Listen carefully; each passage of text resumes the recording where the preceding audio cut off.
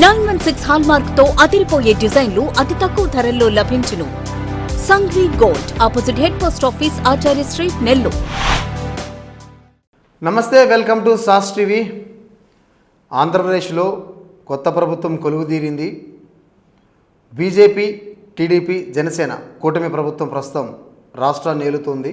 అయితే ఎన్నికల ప్రచారంలో భాగంగా మేనిఫెస్టోలో సూపర్ 6 అనే 6 పథకాలు ప్రజల ముంగటి తీసుకొచ్చింది టీడీపీ ప్రభుత్వం.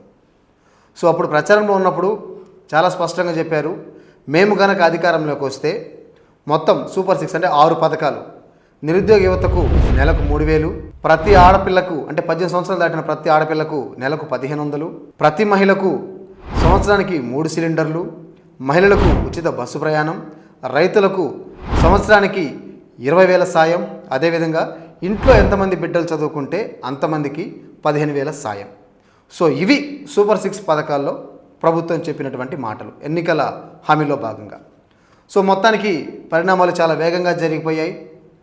గతంలో 2019లో 151 సీట్లతో రికార్డు సృష్టించిన వైసీపీ 11 సీట్లతో రికార్డు తిరిగి రాసింది. టీడీపీ ప్రభుత్వం, కూటమి ప్రభుత్వం వాళ్ళ చరిత్రలో ఎన్నడూ లేని విధంగా 164 స్థానాలతో అసెంబ్లీలో కొలువు తీరారు.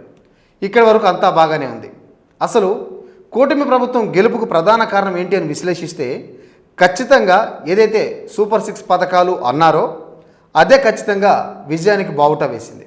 ఎందుకంటే ఆ గత ప్రభుత్వంలో కంటే మెరుగ్గా మేము ఇస్తాం, ఖచ్చితంగా ఈ పథకాలు మేము అధికారంలోకి రాగానే అమలు చేస్తున్నాం అని చెప్పి 6 పథకాలు ఇచ్చారు. ఆ పథకాలతో పాటు ప్రజలు కూడా బాగా ఆకర్షితులయ్యారు. సో ఈ పథకాలు కూడా ప్రజలకు బాగా నచ్చాయి. ఎందుకంటే ఈరోజు పెరుగున్న ధరలతోటి సంవత్సరానికి 3 సిలిండర్లు అంటే మామూలు విషయం కాదు. అయితే జగన్ కూడా 2019లో ఎంతమంది బిడ్డలు ఉంటే అంతమందికి డబ్బులు ఇస్తున్నారు అమ్మఒడి పేరుతో. కానీ అధికారంలోకి వచ్చిన తర్వాత ఇంట్లో ఎంతమంది బిడ్డలున్నా ఒకరికి అన్నారు. ఇప్పుడు టీడీపీ ప్రభుత్వం ఏం చెప్తుందంటే గత ప్రభుత్వం మొత్తం రాష్ట్ర ఖజానాను ఖాళీ చేసి వెళ్ళిపోయింది. ఖజానా 0 అంటే డబ్బులు అసలు లేవు. ఈ పథకాలు అమలు చేయాలంటే లక్షల కోట్లు ఖర్చు అవుతుంది. ఇప్పుడు ఆ లక్షల కోట్లు ఎక్కడి నుంచి తేవాలి అంటే ప్రభుత్వం చెప్తున్నటువంటి మాటలు, ముందుగా సంపద సృష్టించాలి, సంపద సృష్టించాకే ఈ పథకాలు అమలుకు వీలవుతుంది. ఎందుకంటే రాష్ట్ర ఖజానా ఖాళీగా ఉంది కాబట్టి. సో సంపద ఏ విధంగా సృష్టించవచ్చు? ఫ్యాక్టరీలు కావచ్చు, ఇండస్ట్రీస్ కావచ్చు, ఇవన్నీ తీసుకొచ్చిన తర్వాత మేము పథకాలు ఇవ్వగలం. ప్రస్తుతానికైతే ఖజానా ఖాళీ అంటే ఇండైరెక్ట్గా ఏం చెప్తున్నారంటే ఈ సూపర్ 6 పథకాలు ప్రస్తుతానికి మేము అమలు చేయలేము అని ఒక ఇండైరెక్ట్గా చెప్పినట్టే మనకు అర్థం. ఎందుకంటే ఇప్పుడు ఖజానా ఖాళీ అయినప్పుడు గవర్నమెంట్ మాత్రం ఏం చేయగలదు? ఏం చేయలేము.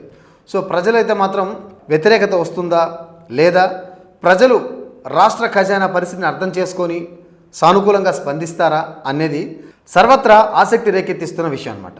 అదేవిధంగా గత ప్రభుత్వంలో ఏవైతే పథకాలు పెట్టారో, ఉదాహరణకు అమ్మఒడి పథకాన్ని ఈ ప్రభుత్వం తల్లికి వందనం పేరుగా మార్చింది. అయితే జగనన్న విద్యా కానుకను సర్వేపల్లి రాధాకృష్ణ విద్యార్థి మిత్ర ఈ పేరుతో మార్చింది. మరొకవైపు జగనన్న గోరుముద్దను డొక్కా సీతమ్మ మధ్యాహ్న బడి భోజనం పేరుతో మార్చింది. మనబడి నాడు నేడు దీన్ని గత ప్రభుత్వం చాలా ప్రతిష్టాత్మకంగా తీసుకుంది. అటు గవర్నమెంట్ స్కూల్స్ కావచ్చు, గవర్నమెంట్ హాస్పిటల్స్ కావచ్చు, చాలా చక్కగా డెవలప్ చేయాలి. అంటే చేస్తే మాత్రం ఖచ్చితంగా మనం చెప్పే తీరాలి చేశారని. సో గవర్నమెంట్ స్కూల్స్ అయితే మాత్రం బాగా డెవలప్ చేశారు. దానికి ఈ ప్రభుత్వం పేరే మార్చిందంటే మనబడి మన భవిష్యత్తు. ఇక స్వేచ్ఛ పథకానికి బాలికా రక్ష ఈ పథకంగా పేరు మార్చారు. మరోవైపు జగనన్న ఆనిముత్యాలను అబ్దుల్ కలాం ప్రతిభ పురస్కారాల పేరుతో మార్చారు. మొత్తానికి పథకాల పేర్లు అయితే మార్చారు, కానీ మరి ఆ పథకాలకి డబ్బులు ఇవ్వాలంటే నిధులు ఎక్కడివి అనేది ప్రస్తుత సమస్య. సో అసెంబ్లీలో స్వయాన ముఖ్యమంత్రి చంద్రబాబు ప్రకటించారు, నిధులు లేవు, ఈ పథకాలు ప్రస్తుతం అమలు చేయలేమని. అయితే గతంలో కూడా చంద్రబాబు మీద ఒక మచ్చ ఉంది, హామీలు అయితే ఇస్తారు, అమలు చెయ్యరు అని. ఇప్పుడు మళ్ళీ అది రిపీట్ అవుతుందా? మరి నిధులు లేనప్పుడు ఈ పథకాలు అమలు సాధ్యమేనా? ఎందుకంటే సూపర్ 6లో వచ్చినటువంటి పథకాల హామీలు లక్షల కోట్లు కావాలి. వాళ్ళు చెబుతున్నటువంటి మాటలు ఖజానా ఖాళీ. మరి ఎక్కడి నుంచి సంపద సృష్టిస్తారు? ఈ సంవత్సరం అసలు అమలు అవుతాయా లేదా?